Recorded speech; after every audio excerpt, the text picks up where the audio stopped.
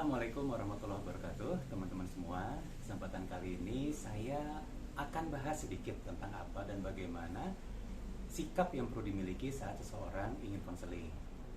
Nah, namun sebelumnya kita samakan persepsi dulu yuk.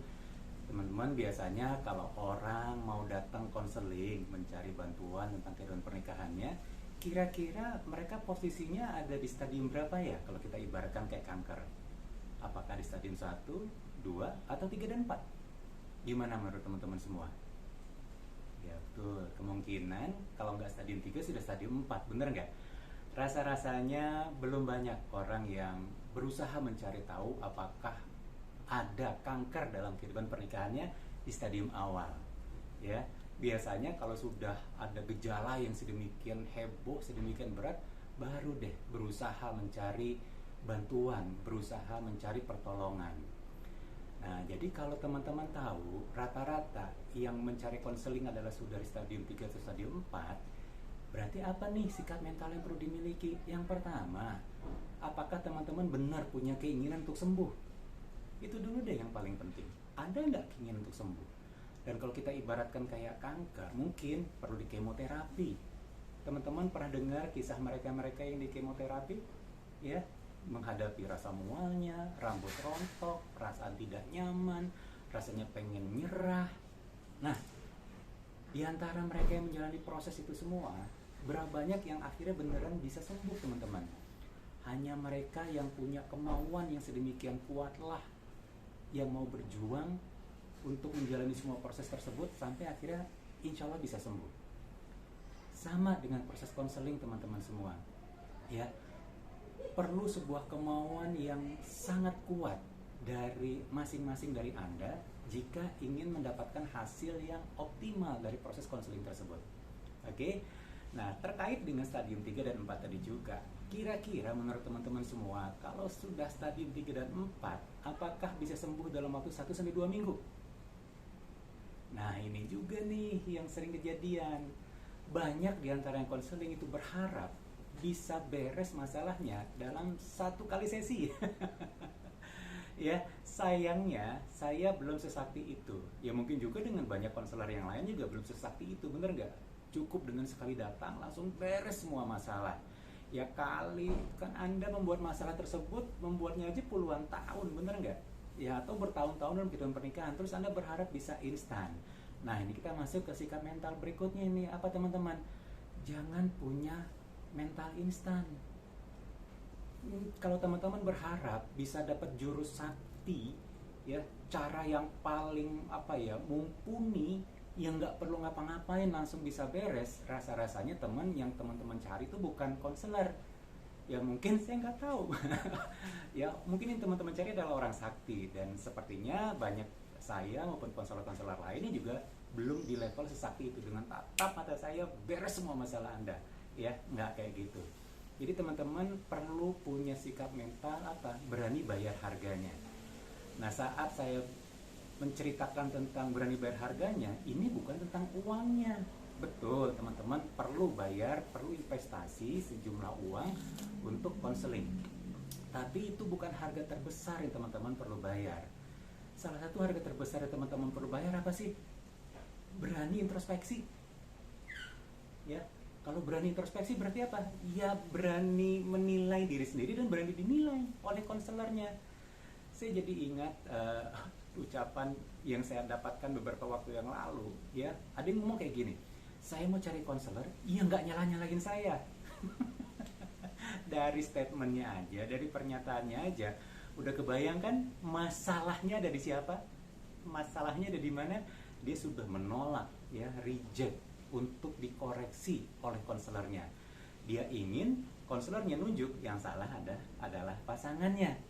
Nah, masuk lagi nih di sikap mental berikutnya, teman-teman. Kalau teman-teman datang dengan sikap mental ingin mencari pembenaran, nggak akan banyak manfaat yang teman-teman dapatkan saat konseling nantinya. Ya, jadi kalau teman-teman datang, oke, Pak, tolong kasih tahu saya, tolong kasih tahu pasangan saya supaya dia berubah. Kalau itu sikap mental yang Anda miliki, no, nggak akan banyak manfaat yang akan Anda dapatkan.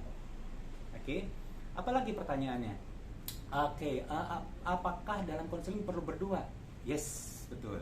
Idealnya adalah dua-duanya konseling. Kalau yang mau konseling cuma satu orang gimana? Nggak apa-apa juga, ya. Intinya adalah minimal dalam sebuah relationship itu ada satu orang yang berani mulai duluan untuk memperbaiki diri. Kebayang ya teman-teman semua?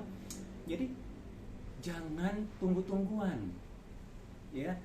Kalau pasangan Anda nggak mau konseling, terus Anda nggak konseling, berarti yang tanpa Anda sadari adalah Anda sudah siap untuk karam bersama dengan pasangan Anda. Oke, sikap mental apa lagi yang perlu dimiliki? Berhentilah untuk playing victim, berhentilah merasa sebagai korban. Ya, teman-teman semua, oke, Anda mungkin selama ini merasa sebagai korban. Ya, Anda ingin menyalahkan pasangan Anda, dan bisa jadi memang pasangan Anda punya porsi yang cukup besar membuat situasi ini terjadi. Tapi teman-teman perlu ingat, it takes two to tango. Ya, kemungkinan besar teman-teman juga punya peran membuat ini terjadi. Nah, mungkin dalam sesi konseling pelan-pelan akan dibongkar, di breakdown. Apa sih peran teman-teman yang membuatkan ini terjadi? Bisa aja itu dari apa yang teman-teman lakukan, atau justru apa yang teman-teman tidak lakukan selama menjalani kehidupan pernikahan ini. Ya, so berhentilah playing victim, berhentilah merasa diri sebagai korban. Tahu nggak teman-teman, korban sesungguhnya siapa? Bukan Anda, bukan pasangan Anda. Korban sesungguhnya adalah anak Anda. Ya, kenapa? Karena mereka tidak bisa memilih untuk dilahirkan, dibesarkan oleh orang tua yang seperti apa. Sedangkan Anda sudah memilih untuk menikah dengan pasangan hidup Anda. Ya, berarti Anda perlu bertanggung jawab. Masuk lagi nih ke poin berikutnya, sikap mentalnya. Anda perlu mengambil tanggung jawab. Ya. Tanggung jawab untuk apa? Tanggung jawab untuk memperbaiki diri. Tanggung jawab untuk memperbaiki hubungan. Pak, kalau pasangan saya nggak mau berubah gimana? Don't judge too early. Ya, mungkin pasangan Anda juga ngerasa percuma lah usaha segala macam. Teman-teman, daripada kita sibuk mempermasalahkan kenapa pasangan kita belum mau berproses, kenapa kita tidak fokus kepada hal yang dalam kendali kita? Apa yang dalam kendali kita? Ya diri kita. Karena pasangan Anda itu kan di luar kendali Anda, benar nggak? Jadi fokuslah kepada hal yang ada dalam kendali kita. Oke? Perbaiki diri. Pak, ada jaminan nggak kalau saya memperbaiki diri, otomatis pasangan juga ikut mau berubah? Nggak ada jaminan. Ya, masuk lagi ke poin berikutnya nih. Ada nggak jaminan kalau konseling itu hasilnya pasti sesuai yang saya harapkan? Nggak ada. Sama juga lah teman-teman kalau mengambil tindakan medis, operasi misalnya, teman-teman perlu tanda tangan bahwa dokter tidak bertanggung jawab penuh terhadap hasil dari tindakan medis tersebut. Konseling apalagi, bener nggak? Ini kan sesuatu yang intangible, nggak kasat mata, urusan perasaan, urusan emosi. Gimana membuat jaminannya? Terus kalau nggak ada jaminan, kenapa konseling? Sama aja. Kalau emang nggak ada jaminan sembuh, ngapain saya berobat? Kan nggak gitu juga. Karena nggak berpikir ya teman-teman. Bener nggak? Jadi ya, sikap mental seperti apa yang perlu kita miliki? Fokus kita adalah di level ikhtiar. Hasil akhir biarlah Allah yang menentukan nanti. Ya, tugas kita hanya ikhtiar, memperbaiki diri, memantaskan diri. Bagaimana hasil akhirnya nanti? Nggak tahu. Pak, gimana kalau ternyata nanti setelah konseling ternyata hasilnya malah bubar? Oke, kalaupun ternyata hasilnya adalah bubar, pertanyaan saya, apakah Anda masih jadi orang yang sama antara sebelum konseling dan setelah konseling? Kebayang teman-teman? Ya, jadi kurang lebih seperti ini sikap mental yang perlu teman-teman miliki. Apalagi nih, Pak, berapa lama sih konseling ini perlu dilakukan? Kan tadi Pak Indra bilang nggak bisa instan, betul?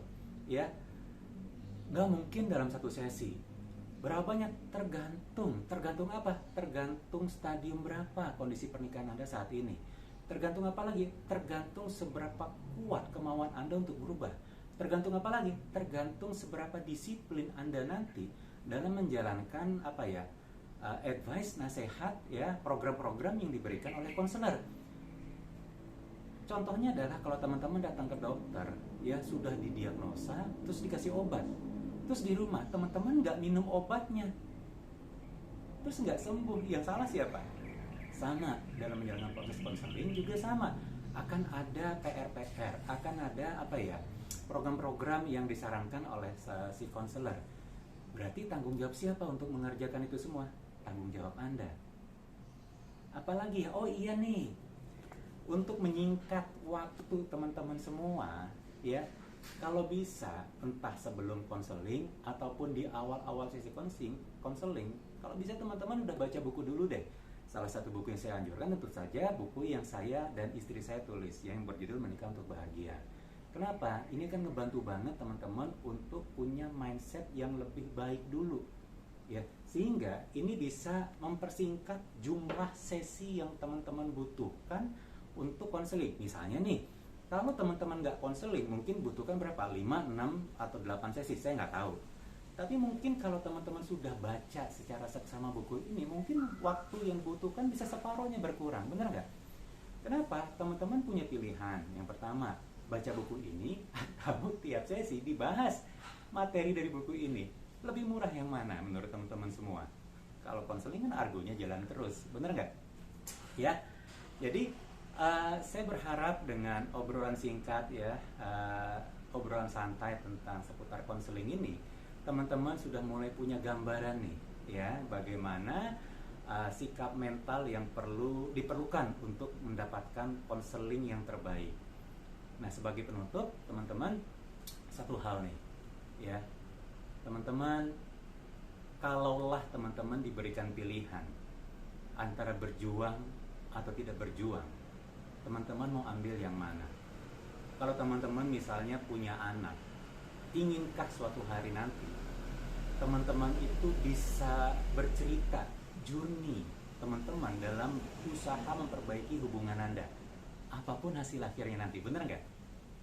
Kalau teman-teman benar-benar sudah melakukan yang maksimal dan ternyata hasilnya tetap tidak seperti yang diharapkan, minimal teman-teman sudah tidak ada lagi kata-kata aduh coba dulu, seandainya, kalau saja, what if.